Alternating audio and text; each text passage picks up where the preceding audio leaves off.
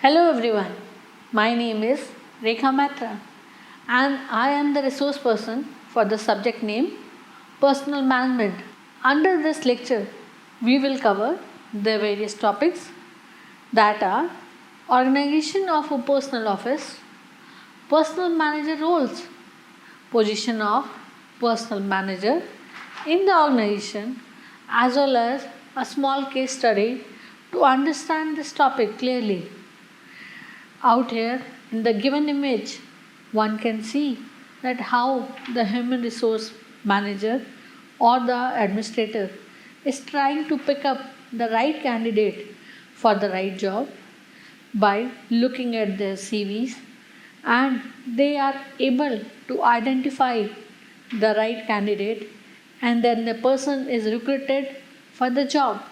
So this clearly shows us the significance of having a personal or a human resource department in the organization. At first, we will discuss the significance of organization structure. The organization structure means the systematic arrangement of people working for the organization in order to achieve certain goals.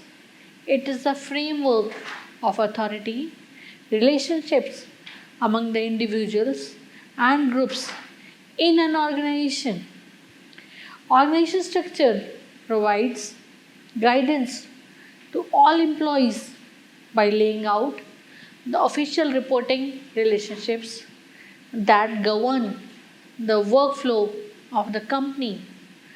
A formal outline of a company's structure makes it easier to add new positions in the company as well as providing a flexible and ready environment for growth.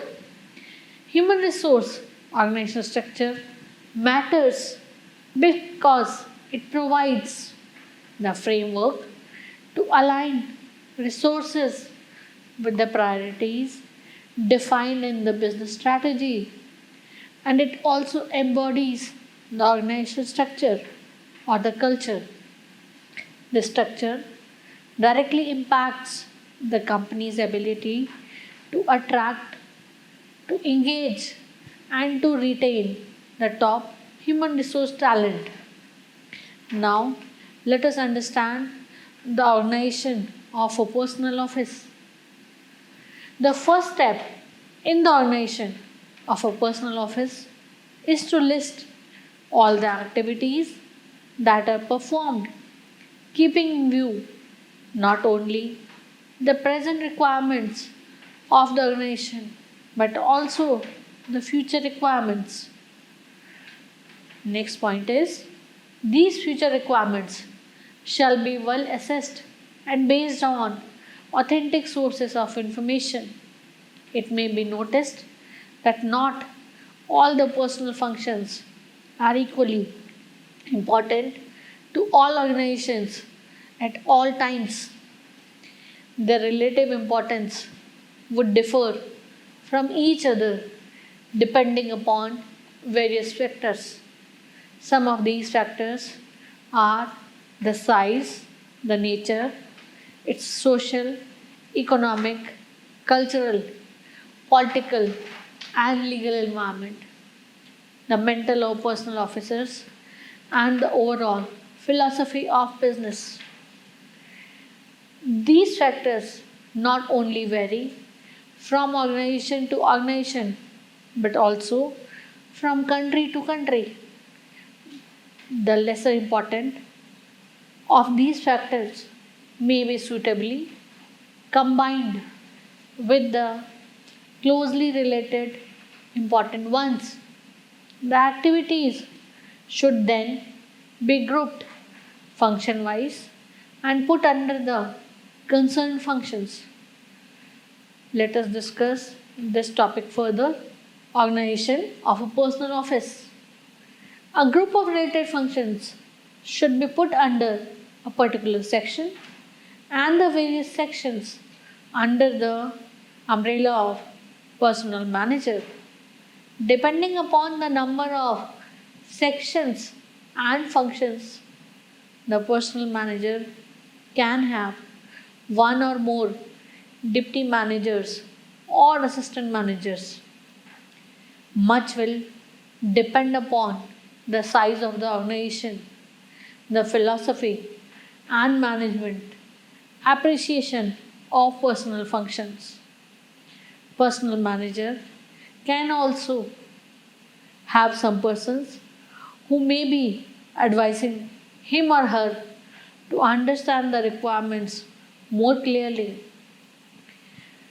One can notice that for some functions, the department or the personal management department is helped by the deputy personal manager, but for others, by an assistant personal manager or an officer. This depends on the relative amount of work or importance of a function. In a smaller organization, the organization chart is simpler. Let us discuss the benefits of organization structures. It is helpful in faster decision making. It is equally helpful for multiple business locations. The next benefit is improved operating efficiency. Next benefit is greater employee performance. It also eliminates the duplication of work. At the same time, it reduces the employee conflict if there is any in the organization. And last but not the least, the benefit of organization structure is to have the better communication with the people to understand their needs and their requirements. Let us understand the role of personal department in the line organization. In the line organization, there is uninterrupted line of authority and responsibility which may be running through the management hierarchy. Line relationship generally exists between a superior and a subordinate. Managers are identified as line are not subject to command by the staff personnel. In case of disagreement between line and staff, line manager has the right to make final operating decisions. Out here, an organization chart is shown which has the chief executive officer on the top, under whom the personal manager is there. Further, it is subdivided into personal employment officer, under whom there is a clerk. The next person reporting to personal manager is the training and the development officer, and then further there is a clerk. The third person reporting to the personal manager is wages and the salary officer, and then under this there is a clerk. Fourth is the welfare officer, which also has one clerk under him or her for drafting the changes or for drafting the important points. Let us at first understand the organization structure of personal department in a larger enterprise. A larger enterprise will have a manager or a director heading the personal department. His status will be equal to that of an executive. The following figure shows the structure. The figure is shown in the next page. The arrangement holds good when the company has a single unit, where a company has multiple plants located in different parts of the country There may be a centralized personnel department at the head office, and each plant will have separate personnel departments. Routine activities relating to each plant are handled by the personnel department attached to the work, whereas the broader policies, matters concerning executive, etc., are handled by the central department. Coming to the composition of the personnel department, it depends on the scale of operations and attitudes of the top management towards its personnel. Now, looking at the image, it is clear that how does the organization chart of a large organization looks like. On the top, we have the general manager personnel, and to the general manager personnel, chief personnel manager reports. And chief personnel manager is heading the personnel manager and the welfare manager in the organization, which is further subdivided into the personnel manager has deputy personnel manager hotels and deputy personnel manager tour operations, under which there is an assistant PM which is reporting to the deputy personnel manager. At the same time, there is an assistant PM which is reporting to the deputy personnel manager or the tour operations. Under the broad category of welfare manager, we have deputy welfare manager who is reporting to him, and the deputy welfare manager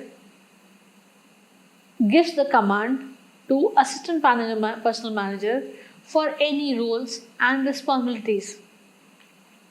Organization structure of personnel department in a small enterprise. By small enterprise, we understand the enterprise which employs less than 1000 employees. In such enterprises, personnel department may or may not exist. Services of outsiders who specialize in maintaining accounts and records relating to provident fund, pension, and other statutory requirements are retained for a fees. Alternatively, a new placed employee may be entrusted with the task of attending to these functions. In fact, under this arrangement, irrespective of the size of the organization, personnel as an activity is seen as a necessary but unimportant part of the organization. Fortunately, things are changing for the better, and now they have got the better status quo of being the personnel department, which is improving enormously over the years. Now let us look at the image of the organization structure of personnel department in small enterprise.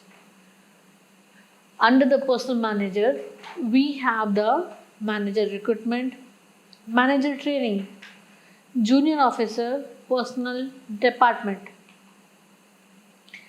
Now let us understand the role of personnel manager in detail. A personnel manager plays a variety of roles in accordance with the need of the situation. These are given below. The first role is the conscious role. Under this role, the personnel manager reminds the management of the moral and ethical obligations towards employee. That is the role of conscience. The next role is of the counselor. Under this category, he or she encourages the employees to meet him or her frequency for consultation and discussion of their mental, physical, and career problems, and at times even their family problems. The third one is the mediator role.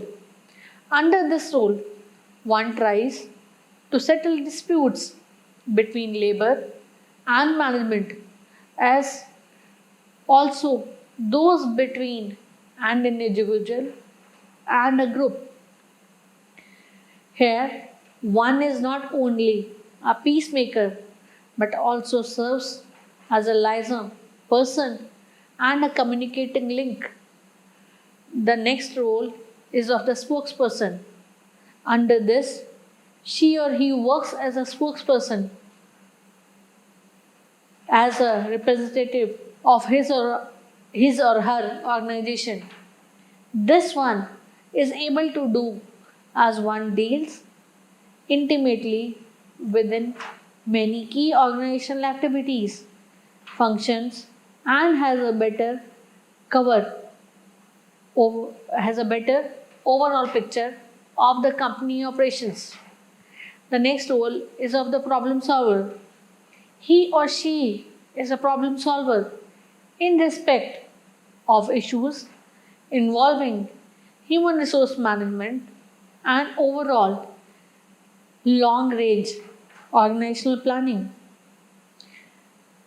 Last but not the least, there is a role of change agent. He or she serves as a change agent in respect of introduction and the implementation of major institutional change. Let us discuss the position of personal manager in the organization. It is true that production and marketing department of a concern are the ones where the main activities of a business organization are concentrated because they produce and market things and services in which the organization deals. The finance department helps these departments by providing the required finance at the required time. However, the role of personal department cannot be ignored because the personal department helps in providing the required type of people with required training, required attitude, and the required fabric of interrelationships. The departments that provide the supportive services are called staff department, while production and marketing departments are called the line departments. Line functions are those which have direct responsibility for accomplishing the objectives of the organization. Staff functions are elements of the organization that help the line functions to work most effectively in accomplishing the primary objective of the enterprise. The personal department has a staff relationship with other departments. It acts in an advisory capacity. The staff people should not behave as if they were an expert and they only knew what was best for the line people, such as overbearing attitude cannot induce cooperation or acceptance. If an attitude of patience is adopted and the right atmosphere created, the line manager will look forward to an assistance, help, and advice from the personal manager and his or her department. Many small firms ignore the roles of personal department or carry them in an unprofessional manner. The service industry, like hospitality segment, cannot afford to have a casual attitude.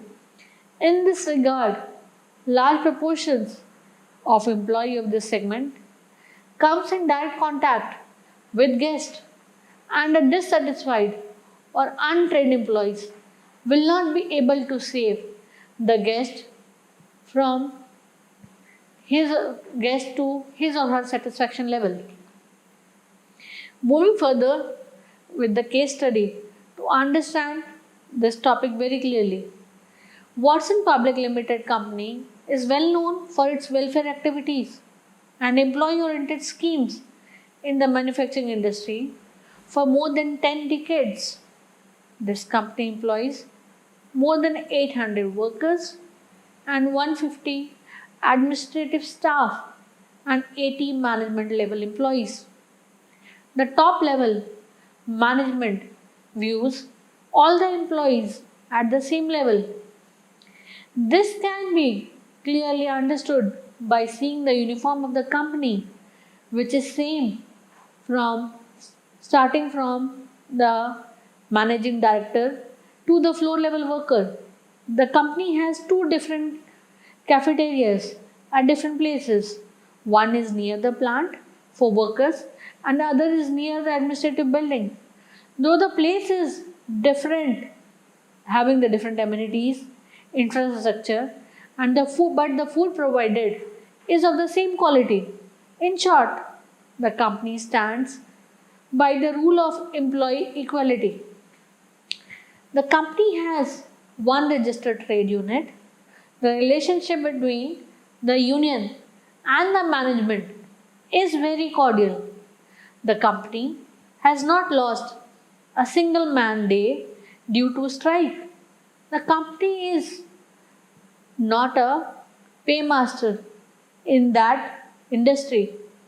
The compensation policy of that company, when compared with the similar companies, is very less. Still, the employees don't have many grievances due to the other benefits provided by the company. But still, the company is facing a countable number of problems in supplying the materials in the recent past days. And the problems are like quality issues, mismatch in packing material, placing material of A in the box of material B. At the same time, there is incorrect labeling of material which is not being dispatched in the material on the time. That is another problem that the company is facing. The management is viewing this case as there are loopholes in the system of various departments and is trying to hand over the responsibility to the human resource department to solve the issue.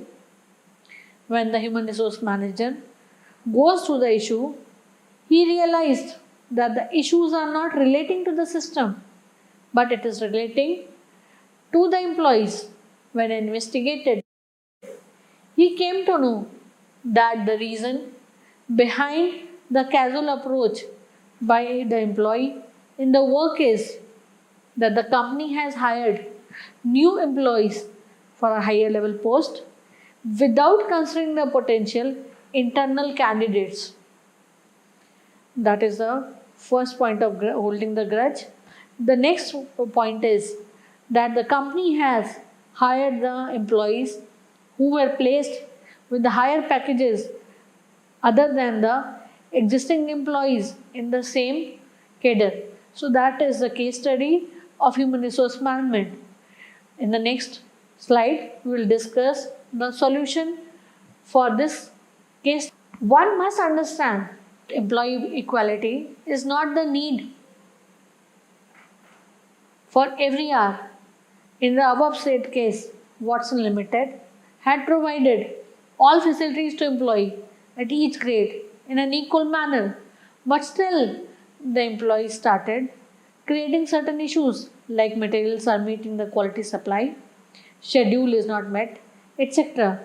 And the HR manager said that the policy of hiring new employees for the higher posts without considering the old potential employee is a major problem out here. The company must understand that the employee recognition versus employee equality, as the HR manager states that the employees are not being recognized for the potential rather than the company has gone for the new recruitment, because of which the company is facing problems. The points rose by the human resource manager as a reason for the latest issue in the organization is justifiable or not. Yet, the points raised by the human resource is justifiable because human beings are social animals, as popularly said by many human resource scholars. So, human minds demand social recognition, self respect, consideration, etc., for their work and performance. In the above said case, even the company provides and stands by the concept of employee equality when it fails to recognize the potential talents of existing employees. They felt dissatisfaction towards the organization and that they showed in the way of quality issues and it has slowed down the production. Therefore, the company must understand that the employee recognition and employee equality is must whenever a new recruit is hired for carrying out the job. At the same time, the company must not forget to consider the the people who are already employed with the organization. So this is the solution for human resource case study, and with this we come to an end of this topic. Thank you.